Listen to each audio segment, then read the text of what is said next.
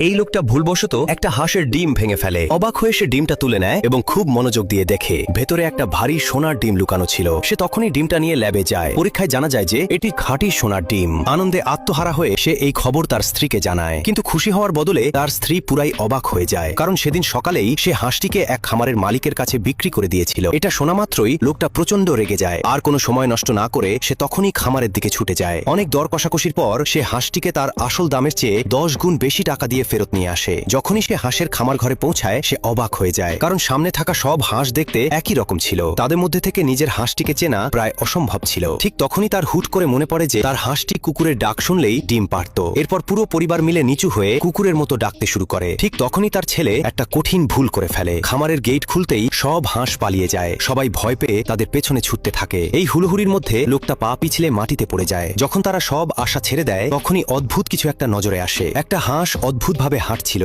যা ঠিক তার ছেলের পেছনেই ছিল। নিশ্চিত হওয়ার জন্য লোকটা আবারও কুকুরের মতো ডাকে এবং পরের মুহূর্তেই হাঁসটি তার সামনে ডিম পেড়ে দেয়। ডিমটি ভাঙতেই দেখা যায় ভেতরে আবারও একটি সোনার ডিম রয়েছে। পার্ট 2 দেখতে সাবস্ক্রাইব করে রাখুন।